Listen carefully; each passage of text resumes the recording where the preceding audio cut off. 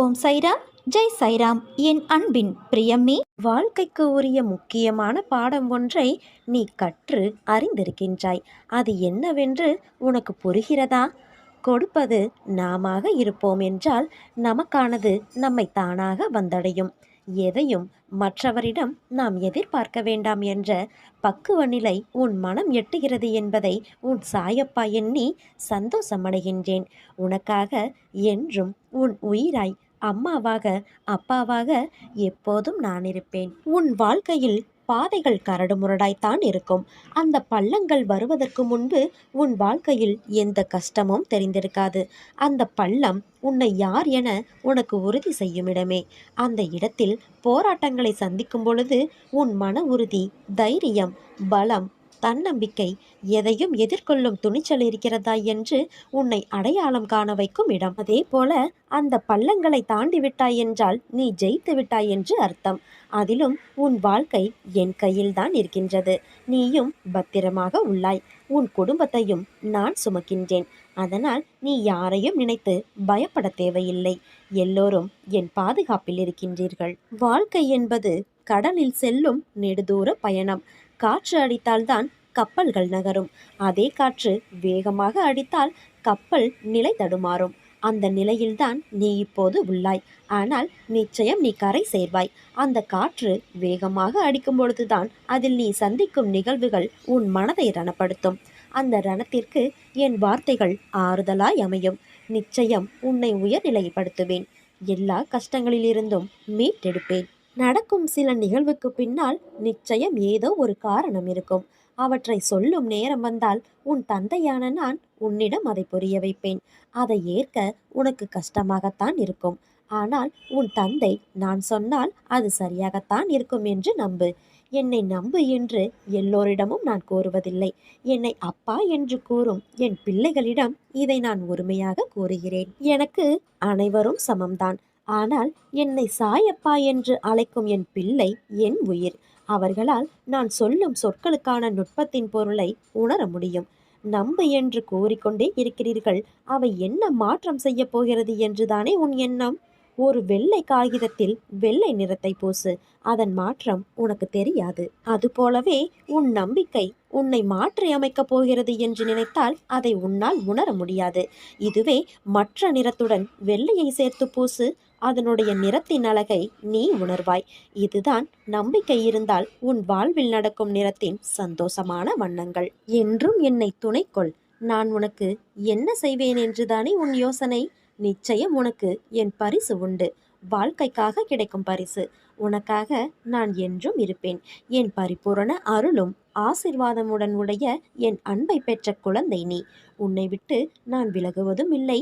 உன்னை விலகி போகும்படி நான் செய்வதும் இல்லை. உன் மனதில் உள்ள அனைத்தையும் படிக்க தெரிந்த எனக்கு உனக்கு எது நல்லது என்று செய்ய தெரியாமல் இருக்குமா? நான் உன் சாய் தேவா உன்னிடத்தில் உயிராய் இருக்கின்றேன். எந்த ஒரு நியாயமான சூழ்நிலைகளையும் நான் உனக்கு உருவாக்கி கொடுப்பேன். என் பிள்ளையும் அதுபோல நியாயமாக இருக்க வேண்டும் என்பதுதான் உன் சாயப்பாவின் ஆசை. என் அன்பு குழந்தையே, உன் நிமிடங்களை நான் பார்த்து கொண்டே இருக்கின்றேன். உன் கஷ்டங்களை நான் உணர்கிறேன். நீ உன் மனதில் வைத்து புழுங்கி அதை நினைத்து நீ கதறும்போது என் மனம் துடிக்கின்ற துடிப்பானது எப்படி என்று வார்த்தைகளால் சொல்ல முடியாது. உனக்கான விஷயங்கள் நிச்சயம் உன்னை வந்தடையும். அவசரப்படாதே. நமக்கு இது கிடைக்குமோ நடக்குமோ என்று எண்ணாதே. நிச்சயம் உனக்கு நல்லதே நடக்கும். நீ மற்றவர்களுக்கு நல்லதுதான் நினைக்கின்றாய். ஆனால் கர்மா என்றதால் அது வேறு கோணத்தில் நிகழ்கின்றது. அதனால் நீ கவலை கொள்ளாதே. உன் மனதை நான் அறிவேன். தவறு செய்வது என்பது ஒரு விஷயம் அல்ல. ஆனால் அதை வாழ்க்கையில் மறுபடியும் யோசித்து கூட பார்க்காத நிகழ்வாய் நினைத்து தவறை உணர்ந்து மனமார்ந்த ஒப்புதல் இருந்தால் வாழ்வில் நிச்சயம் நீ வெல்வாய். நீயும் உன் வாழ்க்கையும் என் பொறுப்பு. நான் கவனித்துக் கொள்கின்றேன். உனக்கான பாதையாய் நான் இருந்து உன்னை அதில் என் கைப்பிடித்து நடக்க செய்வேன். உன் அம்மாவாக அப்பாவாக என்றும் துணையாய் வாழ்வேன். உங்கள் கோரிக்கைகள் எதுவானாலும் கண்டிப்பாக நிறைவேறும். கர்மவினை எவ்வளவு பலமானதாக இருந்தாலும் கன நேரத்தில் நசிந்துவிடும். என் அனுக்கிரகம் உங்களுக்கு நிரந்தரமாக இருக்கும். எப்போதும் என்மேல் நம்பிக்கை கொண்டு நல்ல விதையை விதைத்து கொண்டால் பலன் கிடைக்காமல் போகாது.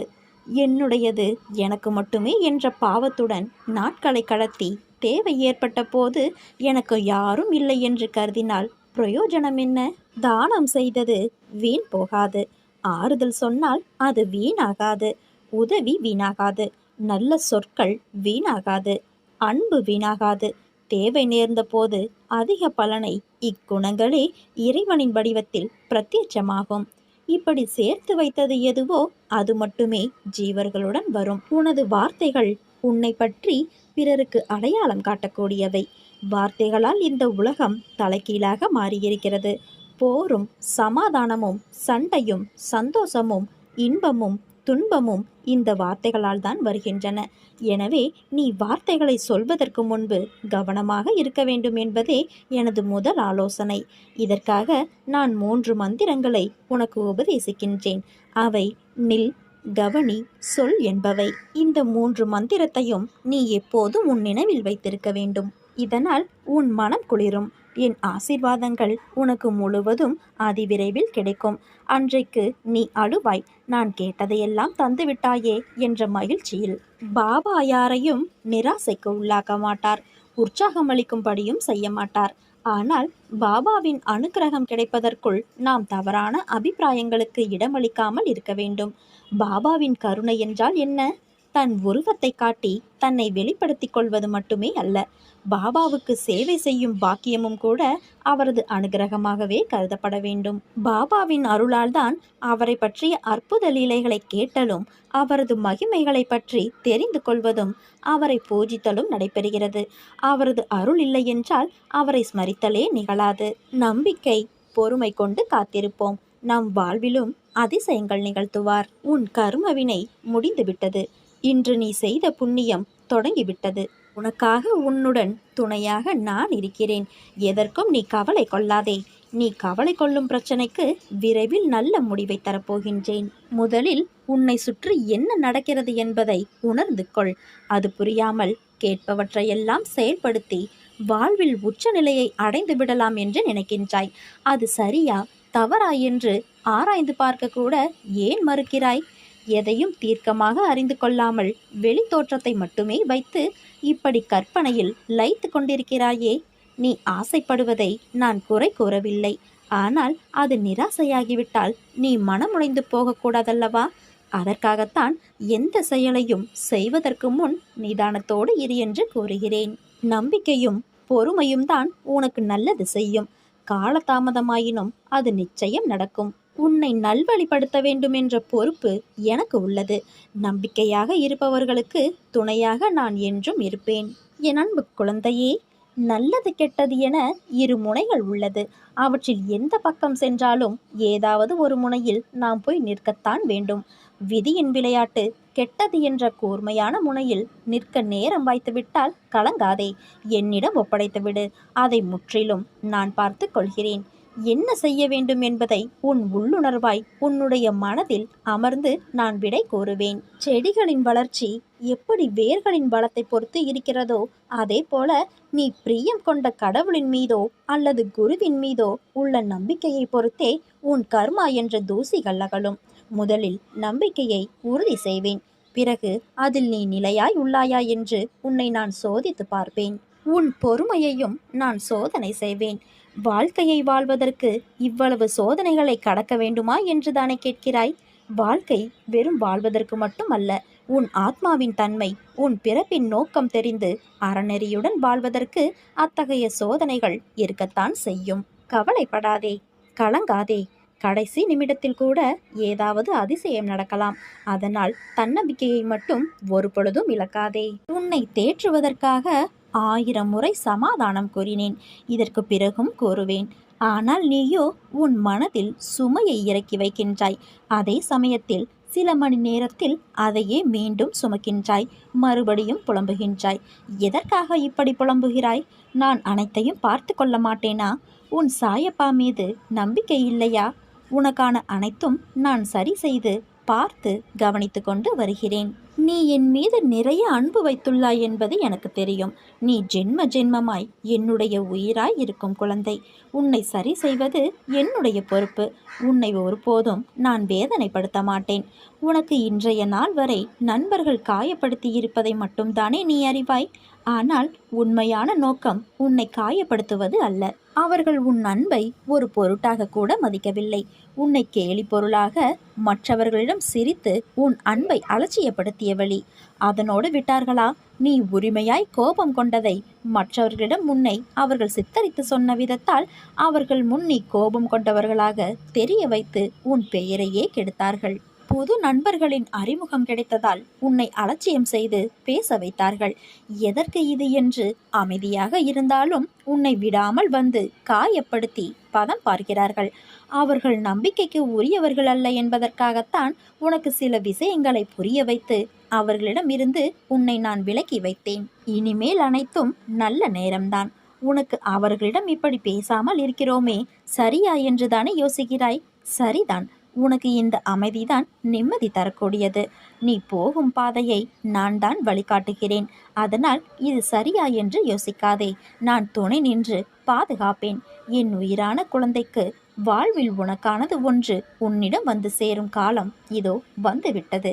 நீ எதிர்பார்த்ததை விட ஒரு நல்ல வாழ்க்கை உன்னை வந்து சேரும். என்னை மீறி உன்னிடம் எதுவும் நெருங்காது. வாடிய பூக்களாய் இருந்தாலும் உன் தந்தையான நான் உன்னிடம் அதை மலர்ந்த புத்துணர்வுடன் என் ஆசீர்வாதங்களுடன் உன்னிடம் தருவேன். உன் அத்தனை காயங்களுக்கும் மருந்தாய் எனது அருள் உன் மனதில் நிரம்ப செய்வேன். மனதில் இருக்கும் விஷயங்கள் தான் முகத்தில் பிரதிபலிக்கும். இன்று உன் முகத்தை பார்க்கையில் உன் மனதில் உன் கனவுகள் ஈடேறுவதைக் கண்டு நீ மகிழ்ச்சி அடைவதை பார்க்க முடிகிறது.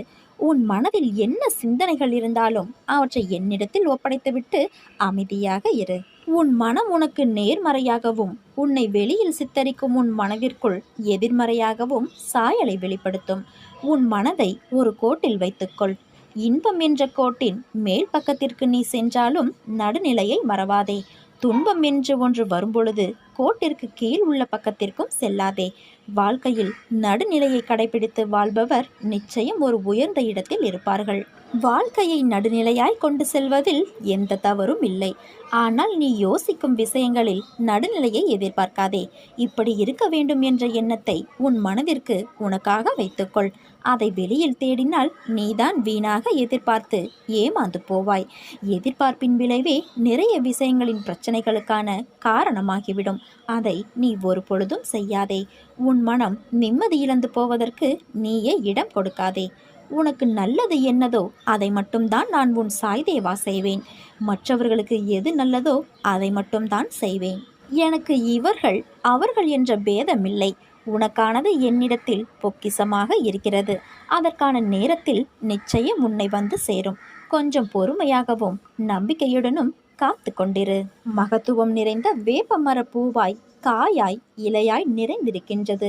அத்தகைய மரம் என்பது வேரூன்றி நிழலாய் அரவணைத்து தன் குழந்தைகளுக்கு மருந்தாகவும் இருக்கின்றது. அதுபோலத்தான் நானும் நீயும் இருவரும் வேறல்ல. இரவும் பகலும் எப்போதெல்லாம் நேரம் கிடைக்கிறதோ எவன் ஒருவன் என்னை பற்றி நினைத்து வருகிறானோ அவன் இனிப்பும் சர்க்கரையும் போல, அலையும் கடலும் போல, கண்ணும் ஒளியும் போல என்னிடம் முழுமையாக இணைகிறான். அப்படிப்பட்டவன் எதற்காகவும் பயப்பட தேவையில்லை. விதி வலுவாக உள்ளதே.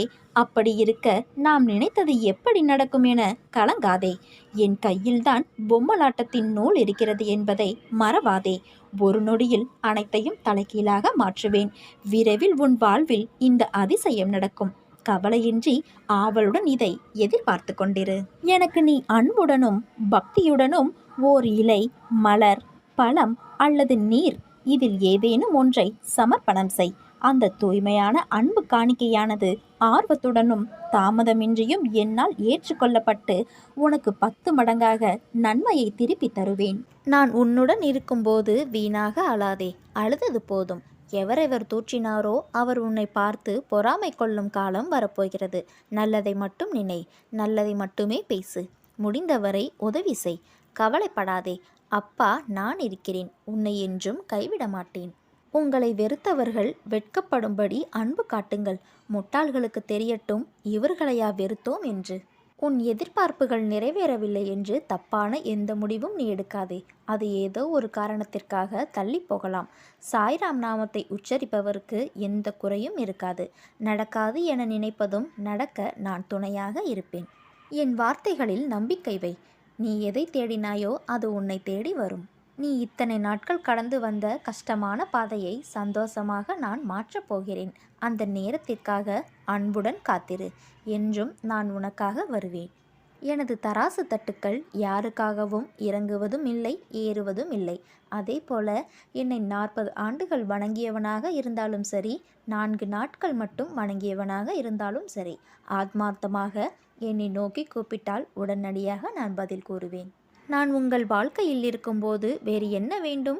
உங்கள் தேவைகளை பற்றி அதிகம் யோசிக்காதீர்கள். அது உங்களுக்கு சரியான நேரத்தில் வந்து சேரும். எப்பொழுது கொடுக்க வேண்டும் என்பது உங்கள் சாயப்பாவாகிய நான் நன்கு அறிவேன். நீ வெளியில் செல்லும் முன்பு என் உதியை உன் நெற்றியில் பூசிவிட்டு செல். அனைத்தும் உனக்கு சாதகமாக நடக்கும். நான் நடத்தி காட்டுவேன். இன்னும் சிறிது நாளில் நீ என்னுடைய உதியை பெறுவாய்.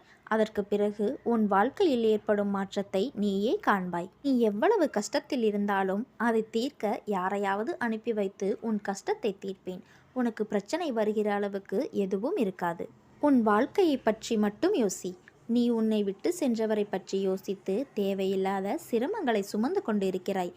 என் முன் வந்து அமைதியாக உட்கார். உனக்கு தேவையானது சரியான நேரத்தில் உன்னிடம் வந்து சேரும். மற்றவர்களை பார்க்காமல் நேர்மறையான எண்ணத்துடன் உன்னுடைய எண்ணத்தில் மட்டும் உறுதியாக இருந்தால் என் உதவி தக்க சமயத்தில் உனக்கு கிடைக்கும். உனக்கு என்ன வேண்டும் என்பதை நீ சொல்லித்தான் நான் தெரிந்து கொள்ள வேண்டுமா? உனக்கு ஆசீர்வதிக்கப்பட்டதை தராமல் எங்கு போகப் போகிறேன்? மனதை அமைதியாக வைத்துக்கொள். எந்த விதமான சூறாவளியையும் அதற்குள் அனுமதிக்காதே. இந்த நிலை வெகு விரைவில் மாறி உனக்கு வெற்றி கிட்டும். பிறக்கப் போகும் புத்தாண்டு உனக்கு ஜெயத்தை மட்டுமே கொடுக்கப் போகும் புத்தாண்டாக இருக்கப் போகிறது. சந்தோஷமாக இரு. என் அருள் எப்போதும் உனக்கு பரிபூரணமாக உண்டு.